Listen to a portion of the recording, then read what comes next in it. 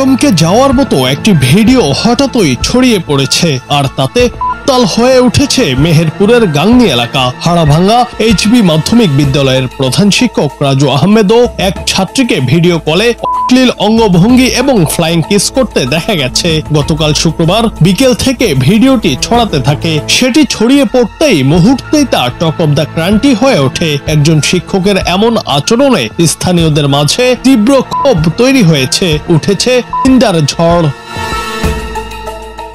নাম প্রকাশে অনিচ্ছুক স্থানীয় কয়েকজন বলেন, ভিডিওতে নির্লজ্জ ওই শিক্ষককে অশ্লীল ভঙ্গিতে চুমা দিতে দেখা যাচ্ছে। একজন শিক্ষক ও ছাত্রীর এমন ভিডিও দেখে আমাদের মুখ ফিরিয়ে নিতে হচ্ছে। আমরা এর দৃষ্টান্তমূলক শাস্তি চাই।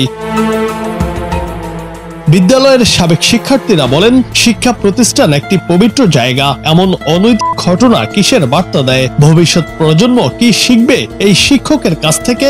এর দৃষ্টান্তমূলক শাস্তি হওয়া দরকার।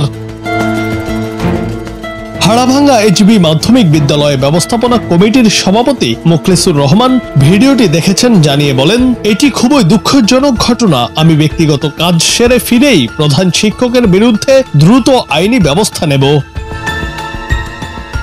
এদিকে ওই ঘটনার ছবি পোস্টার আকারে স্কুলের দেয়ালে লাগিয়ে দেয়া হয়েছে।